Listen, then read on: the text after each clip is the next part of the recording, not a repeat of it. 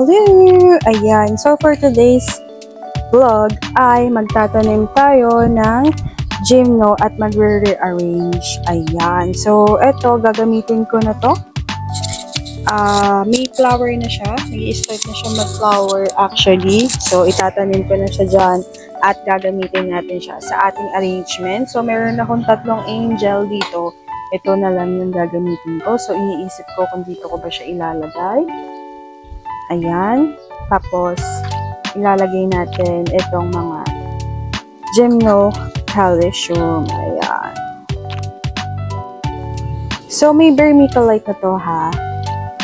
So, again, the vermiculite promotes growth on our gymnos and other succulent. Also, sa iba din naman plants. Ginagamit siya actually sa seedlings para for germination, mga ganun. So, para madali sila mag-ugat. Actually, sa mga gymno, yung mga cactus, yung mga yung gina-germinate nila is yun. They use the vermiculite.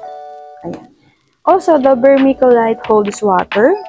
It has the capacity to hold water din sa ating soil mix. Ayan. So, ayan. Iisip ko kung pag ganito or pag ganon. What you think? Ito na lang. Sa gilid na lang siya, no? Mas maganda. Pag sa gitna kasi, okay lang naman. Pero, dito na lang. Oops! Gumagalaw. So, very dry na itong mga gymno na to. So, ito, galing to dito. Hindi pala kasi nagpe-play kanina. So, ayan. So, nag-trim na din ako dito. So again, we have different ways on caring our gymno calcium, on how repotting our plants, on how we take care of our plants. Ayan. So ito, lagay na natin. So meron ganito sa ilalim para siguro yung butas is maharangan. Kaya siya mayroong coco cubes, di ba?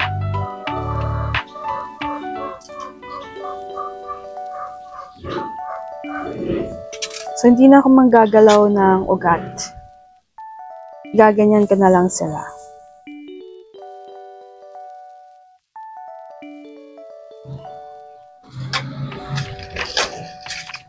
Pero look on this, oh.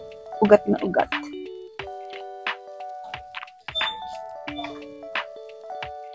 Very dry. Ayan, very dry.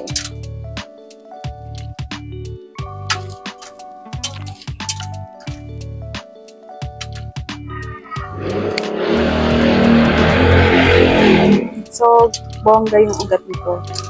Tingnan nyo. Ayan. So, hindi ko na to i-air dry. Just, ano lang. Ayan. Hindi ko na siya i-air dry ng matagal. Hindi naman tayo magbebenta. Pwede na yan. Galuin natin yung ugat.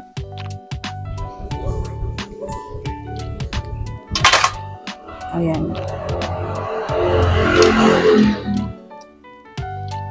Ayan natin hindi ko na ginalaw Hindi naman tayo magbebenta ng gymno.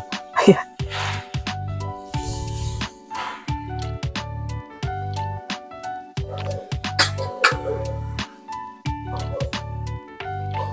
Saan na yung iba? 1, 2, 3. So ito ay from lip and tail. Hindi ko alam kung nakikita niyo, pero ayan. Sige, ilalagay natin ito. Gawan natin sa lip and tail ng ng sarili niyang Dahil mabait naman si Ma'am Ea. Ayan. Ganda ng mga gymno niya actually. Look on this, diba? Ayan. So, hindi ko na matandaan kung magkano ko nabili. Pero, yung mga ganito is 50 lang. Kasi yun nga, nag-anniversary sale siya. Way back. Hindi ko alam kung November ba yun o September. So, yun. Ganyan siya tinda. Siguro, baka, yung iba kasi mga seed grown niya. Tapos yung iba siguro, pag nabili niya is, dito, nilalagay. So, ayan. So, again, gagalawin ko na yung ugat niya ha. Aliko. Yan. So, magtitrim lang ako. Ayan.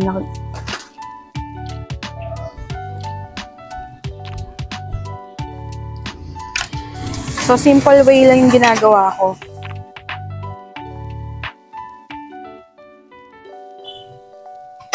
Baka kasi may mag-comment, you will harm your plants. Yung mga pag ganun eh.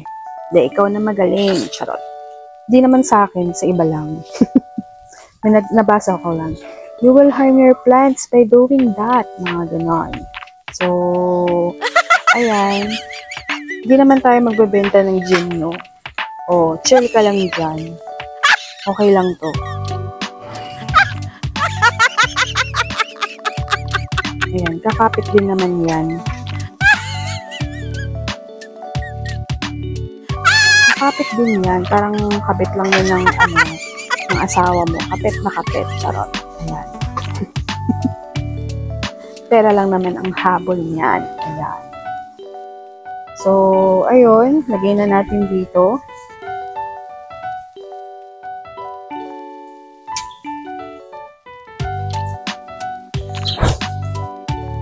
So, kinulang ng isa, meron pang space. Ayan, siya ang bantay ng ating Gymno Calisio.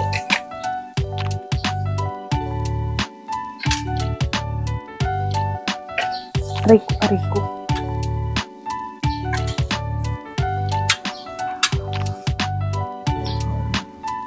Ayan, no? Ganda ng roots niya, healthy.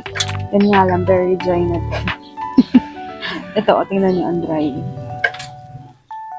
Ayan. Kasi yung ganito, super drainable yung water. Kaya, yung mga ganito, pwede mong tubigan every 3 days, 1 week, ganun. Kasi super duper drainable yung soil na ginamit. So, may coco cubes kasi nga, pangharang siya doon sa butas. Ayan. May coco cubes kasi pangharang siya sa butas. Diba?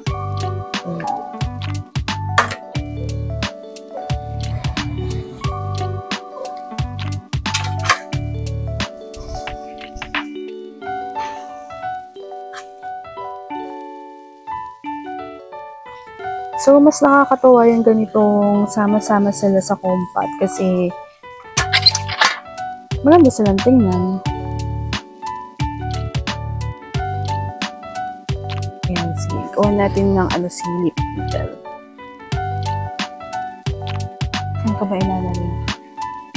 Dito na lang. Tapos, maglalagay tayo syempre ng lupa sa gilid-gilid. Ayun, sumobra.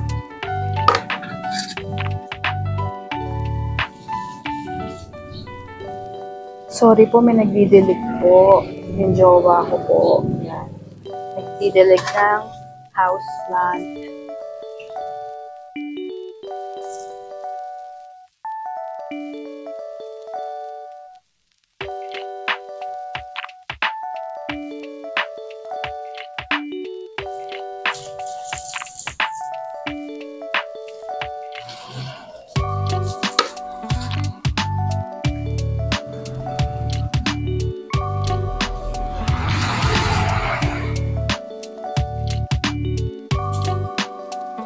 Ayan na. So, again, we have different experience in carrying our plants. So, what's effective on you? Dun ka, beshi. Ayan.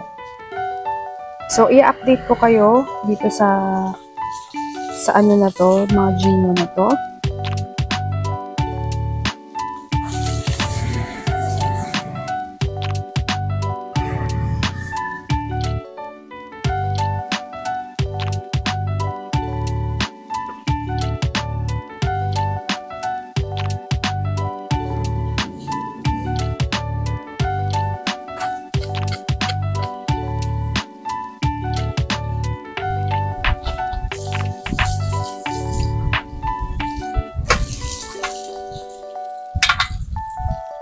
Brush lang natin a little. Adamihan na sa Little Princess.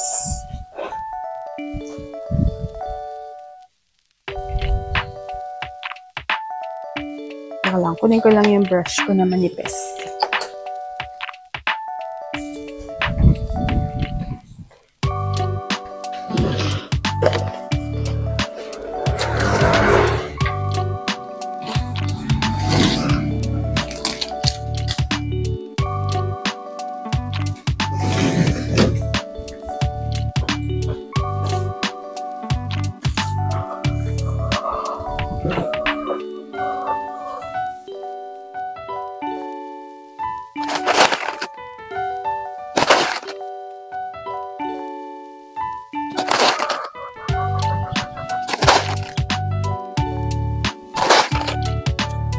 So again, for the toppings, kahit anong available sa inyo, yun yung inyong gamitin.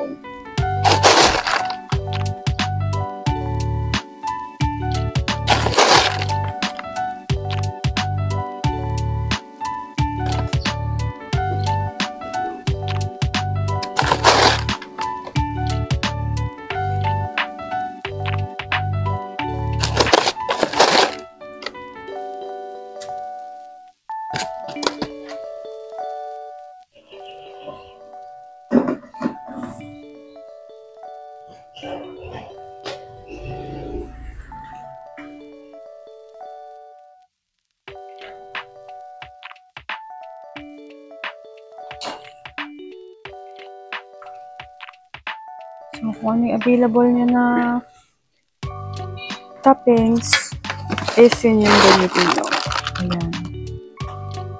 So, pwedeng, alam nyo na, pwedeng, kung wala kayong kiri, wala kayong kirgizana, wala kayong akadama, wala kayong masato, pwede naman kayong humanap ng alternative. So, pwede yung kalat ng kapitbahay nyo, ganyan. Kaya yung buto-buto, diba? Buto ng manok, ganyan. Kaya shell, diba? Ganda. Punta kayo ng dagat, tapos kumuha kayo ng sand, diba? Parang ginagawa ni Ate Daisy. Pupunta ng, dagat, tapos kumukuha ng black sand doon. Kumukuha siya ng sand, tapos kinukulayan niyo ng itim. Charot. Ayan. So, shout out sa inyo, Ate Daisy and Jeremy Hermano. Please do subscribe din sa kanilang channel, Jeremy Hermano, for succulent lowland. Magkababayan kami niyan. So, pares kaming hirap sa succulent. And for Ate Daisy Salino, all the way from Salang Cavite. Matatapang daw ang mga taga Salang Cavite. Ewan ko kay ate kung matapang siya. Charot. So, ayun. Daisy, succulent, cacti, lover. Ayan. So, actually, nagugustuhan ko na din yung mga cactus kasi mas masasave yung pera mo kaysa sa succulent, diba? Sa succulent kasi, na sensitive diba? Kaya hindi ako nagtutubig talaga lagi. At hindi ko sila ina-ROS, yung iba lang. Kasi, once na nag-ROS ka, you have to be ready na pag umulan ng sunod-sunod. Kasi, diba, lagi namang umuulan sa atin dito is, ayun, pag laging nauulanan is, pwede silang mamaalam.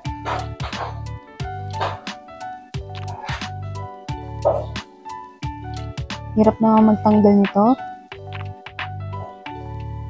Ayan. So, balik tayo sa toppings. Pwede din naman, buto-buto, diba? Buto ng, ng mangga. Pwede din. Buto ng ubas, kung gusto nyo. Pwede yan. Tapos bigla nang tutubo. Bongga ka dyan. O, diba? O, kung gusto mo, bigas. O, pwede naman.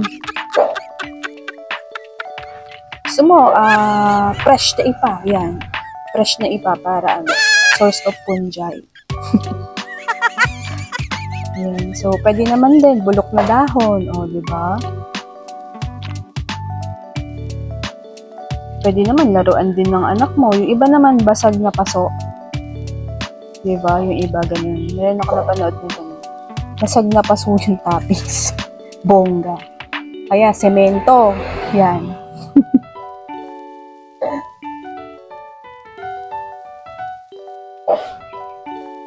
Yan, mga sweet.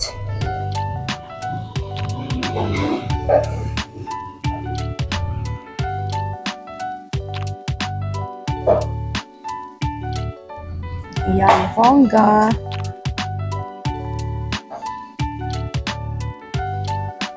So, magpa-flower na to. Ayan. Nakita nyo ba? Magpa-flower na siya. So, kakatanim lang natin. That was a gift from Jennifer Tonggalong. Yung binalan ko po ng grafted. So, kung gusto niyo ng mga grafted, Jennifer Tonggalong. So, andyan din naman yung vlog ko about sa kanya mga grafted cactuses. Ayan.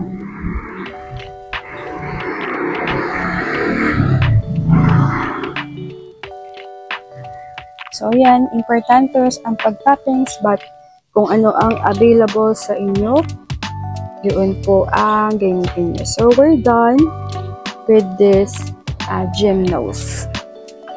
Ganda, no? So, ayan yung top view. Di ba maganda kasi pag may toppings talaga. Pero again, 4 times ko na sinasabi kung ano available sa inyo. So, gusto nyo yung mga kuko nyo, ipunin nyo.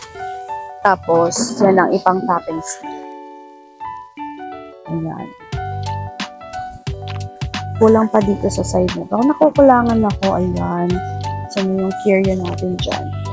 So, after 3 days ko na to didiligan kasi naggalaw tayo ng ugat. Ayan. So, nagdilig naman ako dito before ko sila itanim. Yan lang. Very tawag dito, very drainable yung water. So, ayan. Kaya, dry pa din sila.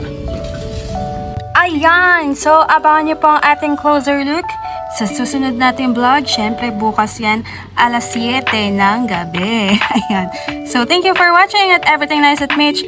If you like this vlog, I hope you do. Please hit the like button, and sa mga hindi pa nakaka-subscribe, pwede pa po. Ayan. So, thank you for watching at Everything Nice at Mitch. Succulent love, your nurse Valentita saying, God bless po. At lagi po mag-ingat.